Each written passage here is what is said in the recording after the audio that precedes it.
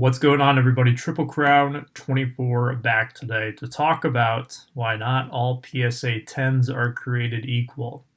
And really, this could go for any major third party grading service, any third party grading service for that matter, in addition to not just PSA 10s, but any grade. And I think we tend to look at this more so on the vintage side. So, what got me thinking about this was yesterday I recorded a podcast with Mike Baseball Collector. It will be up tomorrow on the Bench Clear channel on the Golden Age of Cardboard.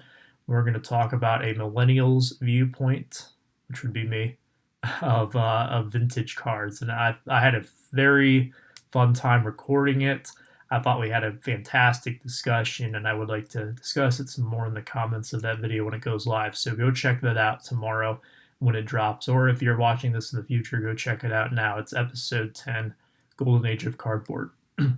So, as normal, whenever I'm on someone else's show and we finish up streaming, we'll chat for a little bit afterwards before we go our separate ways, go about our business.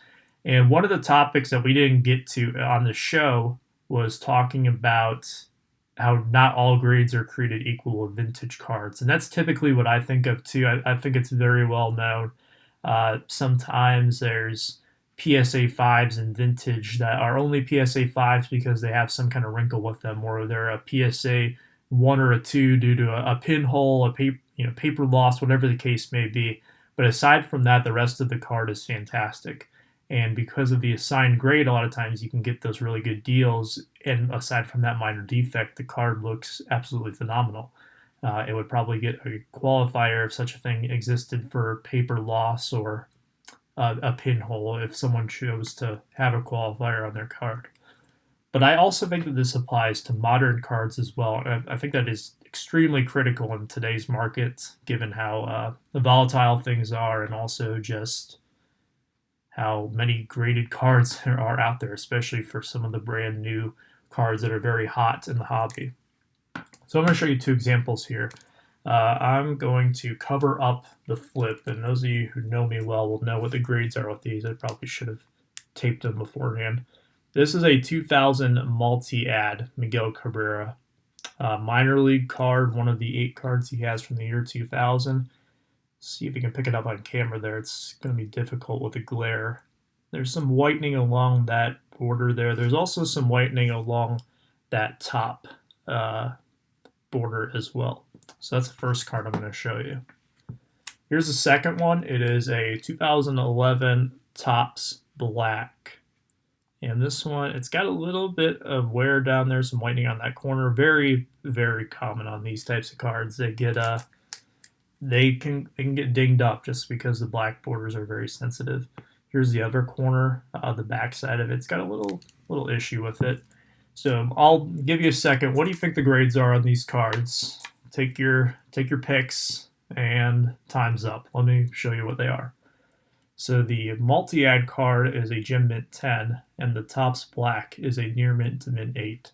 I didn't ask everybody to leave their comments down below, and we're not taking a poll or anything, but I'm going to guess that some people thought probably 9s and 10s on a lot of these. Maybe I fooled you because I was talking about how not all PSA 10s are created equal in the title. Gotcha. No, I'm just kidding. I don't know how many of you would have guessed 8s, but if you did, you got it right on this one. But the point is that there are just some very minor defects where I would think that these two cards would grade the same. If I had to guess, probably an 8 or a 9 on these. But hey, they're not the same grade. One thing to note is based on the flip on this one compared to this one, and you can also kind of tell on the cert number, the higher the number, the more recently it's been graded. This one is in I think this is this 3rd generation holder, might be 4th. I'm not 100% on my PSA holder lineage. This one is the newest generation. It is the Lighthouse holder. But the cert number is a good trick to kind of figure out how recently a card's been graded.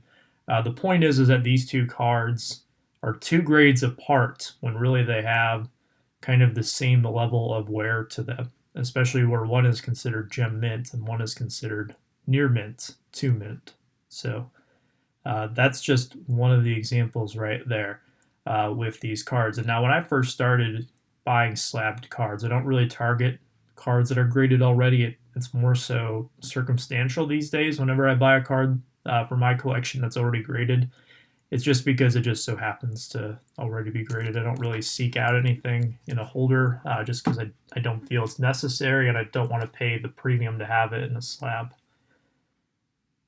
So that's just kind of one of those things, is that maybe the standards on these cards are different because this set is extremely tough, which it is. The Topps Blacks are also very tough, but I feel that PSA is a little tougher on grading them than, say, some of these cards that are a little bit more, I don't know, obscure, if you will. Maybe that's not the best term.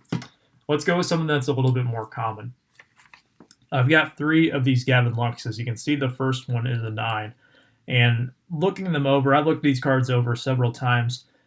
I'm sure if I brought out the loop or something, I could find something very, very small that's wrong with them.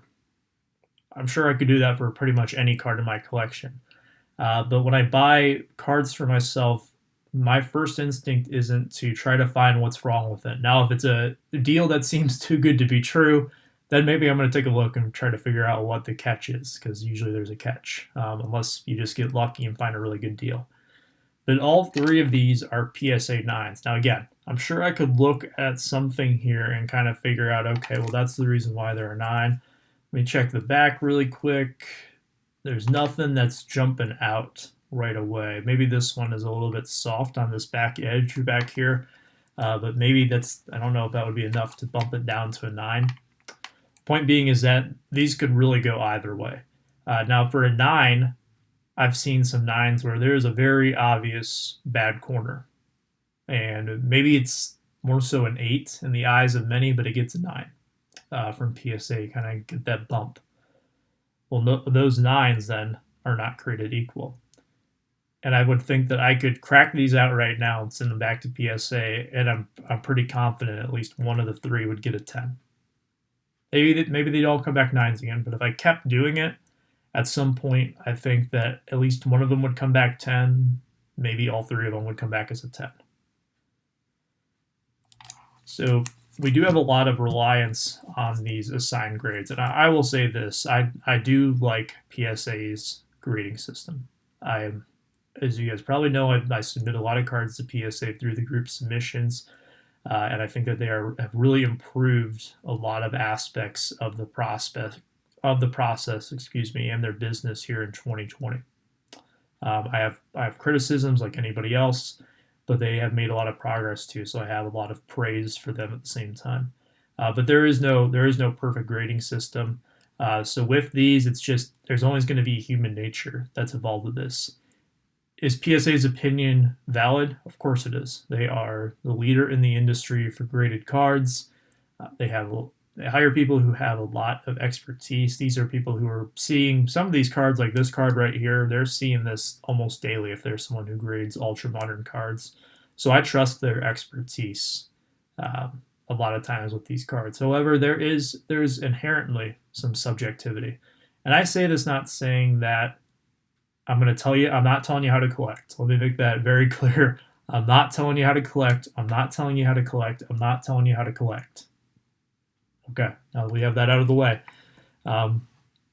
It's really at a point in time now where you have to really take a look at your 9s and your 10s. Now, if you're someone who wants to buy the 10s simply for the fact that they are in the 10 holder, there's nothing wrong with that. And I know people who just want to have that card with the Gem Mint 10 holder, and there's nothing wrong with that. I mean, that's the reason why I bought this card right here. I saw it at a price that was fair. I really wanted a 9 because it was much cheaper, but I saw the 10 and I wanted the 10 flip even more than I wanted the card in a 9. So I went ahead and bought it. Now, I am actually actively looking to get a 9 that is very nice on this one, or it looks the same, because, well, this one probably isn't a 10. If I were to crack this, I could almost guarantee you that it would be a 9 if I sent it back in to PSA. I would be very shocked if I could send this back in and get a 10 more often than I would get a 9 if I kept simulating that submission over and over again. But going back to these, the difference in these is just so minute that really not all 9s are created equal, not all 10s are created equal. So if you're someone who wants to go out and buy that 10 for the sake of having the 10, again, more power to you. It's not in everyone's budget to be able to do that, and that's why sometimes you can get some deals on some 9s that are really, really good looking. But if you just want to buy the card and you're going to buy it at a 10 and you're going to pay that 10 tax on it, I'm going to advise you heavily. Again, I'm not telling anybody how to collect. I'm not saying how to collect. Gotta make that very clear. But if you are someone who wants to pay the 10 tax on a card, make sure you're getting your bang for your buck, because sometimes you're not always getting that card that is actually gem mint, where it is a flawless card. And I'm sure there are some cards out there that you could pick apart. Almost every card you could find some kind of flaw with it.